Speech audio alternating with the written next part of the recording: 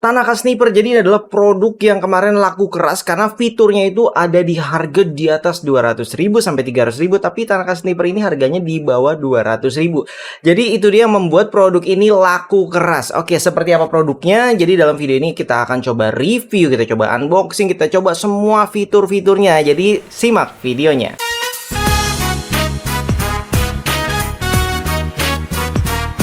Assalamualaikum Sobat Digital. Oke, kali ini kita akan unboxing dan review Tanaka Sniper. Jadi kenapa kita bahas Tanaka Sniper? Karena memang set-top box Tanaka Sniper ini kemarin sempat viral. Bahkan di tahun lalu itu sudah sempat viral. Karena di saat launching harganya di bawah 200.000, tapi fitur-fiturnya itu bisa dibilang 300.000-an. Karena ada fitur DVB-to-IP yang bisa HP tuh, kita nonton TV digital di HP kita gitu. Dan nggak pakai internet ya, tapi dari server Tanaka Sniper ini.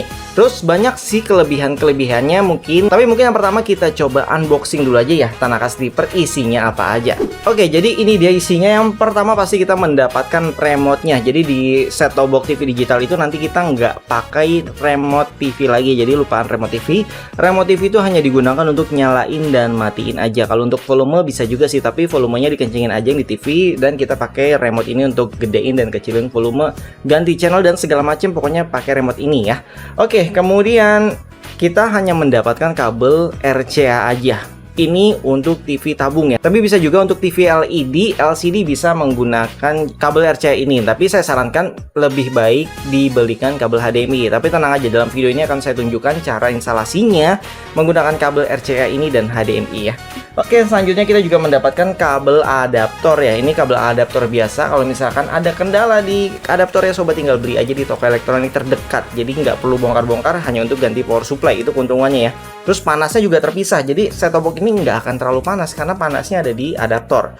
Makanya set-top box yang di dalamnya ada power supply itu bisa lebih panas karena ada dua, motherboardnya panas, terus power supply-nya juga panas gitu. Oke, kemudian ini dia set-top box Tanaka Sniper-nya. Kenapa di sini warna merah? Karena waktu saya beli itu edisi spesial hari kemerdekaan. Kalau untuk yang standar itu warnanya hitam ya. Jadi atasnya itu hitam. Bedanya sih di situ aja. Terus sempat juga kalau salah ada yang warna biru gitu ya. Tapi untuk yang sekarang yang ready itu warna hitam. Jadi ini memang launchingnya di bulan Agustus. Jadi memang menyambut hari kemerdekaan. Makanya pas saya beli sih yang tahun kemarin ini ya. Jadi warnanya merah putih. Kalau untuk yang tahun sekarang nggak ada lagi edisi yang khusus. Jadi adanya warna hitam aja. Oke, untuk tampilan depannya seperti ini ya. Jadi di sini pun ada tombolnya. Jadi tombol-tombol lengkap, ada power, terus tombol menu, tombol oke, tombol channel, terus tombol volume. Jadi di saat remote-nya lagi lowbat gitu, sobat bisa ganti menggunakan tombol yang ada di depan ini. Terus kemudian bagian atas ini ventilasinya terkesan apa ya, unik sih menurut saya, karena dia seperti menggambarkan sebuah kayak frekuensi gitu. Terus kemudian tampilannya juga nggak standar seperti STB yang lain ya. Dan ini kalau misalkan sobat mau lihat, ini kecil banget tuh, hanya setelapak tangan saya aja.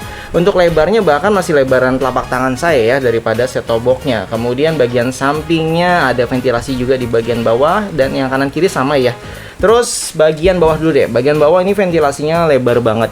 Kalau untuk bodinya memang plastik, tapi nggak apa-apa karena sirkulasinya juga bagus di sini. Banyak banget bolongan untuk ventilasi pembuangan panasnya, di atas ada, di bawah ada. Jadi ya udah aman aja gitu ya.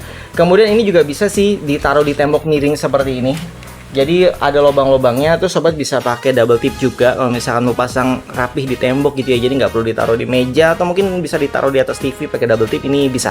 Kemudian di bagian belakangnya, oke mungkin dari kanan dulu ya. Di sebelah kanan ini adalah tempat adaptornya ya. Jadi port adaptornya. Kemudian ini adalah kabel RCA kuning, putih, dan merah harusnya ini ya. Tapi nggak apa-apa, intinya ini adalah kabel audio LR ya. Ya anggap aja ini merah.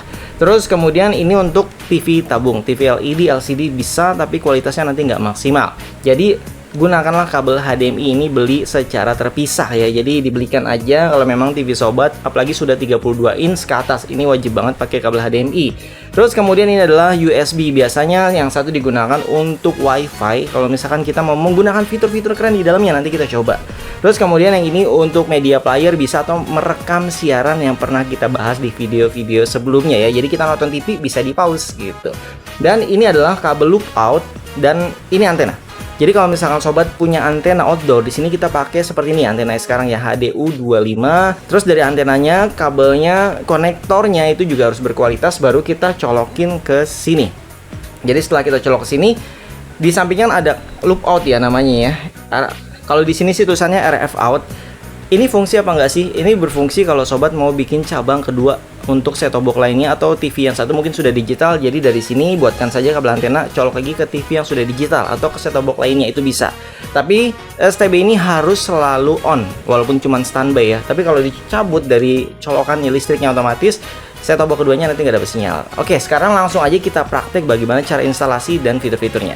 Oke, jadi pertama kita pasang dulu kabel RCA-nya bagi sobat yang mungkin belum punya HDMI-nya ya. Jadi sementara ya, ini kita pakai kabel RCA, dicolokinnya sama kok seperti warnanya, tinggal disamain aja kuning, putih, dan merah. Terus kemudian untuk di TV-nya juga tinggal disamakan aja, ada yang di samping, ada yang di bawah ya. Kalau punya saya ada di bawah sini. Nah, ini dia kabelnya, jadi kita tinggal colok sesuaikan dengan warnanya. Kuning, putih, dan merah. Oke, selanjutnya mungkin sobat sudah beli kabel HDMI-nya ya, seperti ini contohnya. Jadi yang kabelnya gepeng, kabel HDMI ini kita langsung colok juga. Jadi kita colok di set-top box-nya dulu, seperti biasa ya nyoloknya ya. Kemudian untuk di TV-nya juga sama ya, ada yang di kiri, ada yang di kanan. Jadi tinggal disesuaikan. Kalau punya saya di bawah. Biasanya punya sobat mungkin ada tulisan HDMI 1, 2, 3, 4 gitu ya. Di sini saya nggak ada tulisannya karena cuma ada satu. Jadi ingetin ya kalau ada pilihannya, karena nanti dipencet juga di remote TV-nya. Terus kemudian kita colok kabel antenanya. Ini menggunakan HDO25 dengan konektor khusus yang sudah pernah saya buat juga videonya. Jadi tinggal dicari aja videonya ya. Oke, langsung kita colok di paling pinggir seperti ini. Dan yang terakhir itu kita colok adalah adaptornya. Nah, ini dia adaptornya. Kita colok di bagian paling kanan, setelah itu tinggal kita colokkan ke listriknya. Oke, selanjutnya setelah set-top box-nya dicolok ke listrik adaptornya, kita ambil remote TV kita. Biasanya ada tulisan input, terus ada source, ada gambar panah sama kotak gitu. Itu disesuaikan aja, ada yang HDMI, ada yang AV. Kita pencet input di sini. Muncul ada HDMI, terus ada AV. Kalau misalkan sobat pakai kabel AV, pilihnya AV seperti ini ya.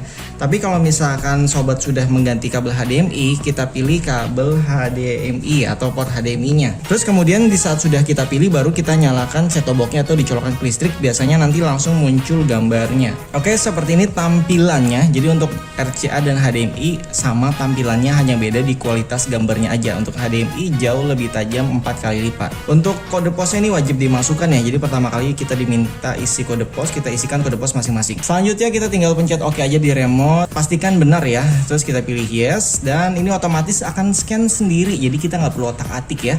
Pokoknya pastikan antena sobat itu kualitasnya udah bagus, kabelnya benar, terus pemasangan konektornya juga sudah benar. Jadi di sini kita tinggal nunggu dan berdoa aja agar dapat semua channelnya atau banyak channel digitalnya. Oke, pada bagian ini sobat tinggal tekan oke aja di remote ya sampai selesai. Jadi dari mulai ini kita hanya menggunakan remote set-top box-nya ya, tidak menggunakan remote TV lagi. Oke, jadi kita dapat sekitar 70 channel, luar biasa ya. Di tempat tinggal saya Tapos Depok kita dapat 70 channel. Oke, kemudian langsung aja kita lihat programnya atau menunya. Di sini adalah program. Di sini kita bisa matikan LCN supaya angkanya itu urut ya, 1, 2, 3. Kalau misalkan LCN on, angkanya ngaco. Kemudian untuk fitur acu ini adalah otomatis update kalau ada channel baru, tapi kalau ada channel hilang ya otomatis hilang gitu. Jadi terserah sobat mau di offin apa di onin. Kalau saya pribadi mending di offin aja deh, karena supaya set-top box-nya nggak scan terus. Terus kemudian paling atas ubah siaran bisa mengurutkan channel, misalkan mau Indosiar nomor 1 bisa. Terus panduan program itu EPG aja. Jadi kita bisa lihat jadwal siaran yang akan datang. Oke. Kemudian kita cek dulu kali ya untuk bagian informasinya. Update software itu tanggal 9 bulan 6 2023. Jadi kita pakai dongle wifi sekalian untuk coba fitur-fitur lainnya ya. Jadi di dongle wifi ini untuk koneksi ke internet. Jadi kalau sobat nggak ada harus beli dulu ya. Oke, dongle wifi-nya sudah terpasang. Saya koneksikan dulu ke internet. Oke, setelah terkoneksi ke internet, jadi langsung ada tulisan versi upgrade nih. Oke, langsung aja kita upgrade ya. Di saat kondisi upgrade seperti ini, pastikan jangan sampai listrik mati atau set-top box-nya dimatikan paksa ya, karena bisa mengakibatkan set-top box mati total. Jadi setelah kembali menyala akan kembali ke settingan pabrik. Di sini cukup setting seperti yang di awal tadi ya. Oke, kita lanjut membahas lagi ya. Di sebelah sini ada pencarian. Jadi untuk pencarian ini nggak perlu ada yang diotak-atik ya. Dan rata-rata semuanya juga sama setiap set-top box. Dan lanjut ke sistem. Pada bagian ini isinya pilihan gambar, waktu, setting, bimbingan orang tua, UI style. Jadi yang paling penting sih sebenarnya di sini hanya di UI style. Jadi bisa kita ganti mode klasik seperti ini. Dan kita bisa kembalikan ke mode yang lebih baru seperti ini ya. Kalau saya lebih suka yang seperti ini. Kemudian paling bawah tadi ada di VB2IP, ini dia nanti untuk fitur untuk nonton siaran TV digital di laptop, terus kemudian di HP semua bisa pakai mode ini. Jadi ini sudah ada videonya pernah saya buatkan, jadi sobat tinggal lihat cuplikannya ini. Untuk cara-caranya bisa lihat di videonya secara langsung ya.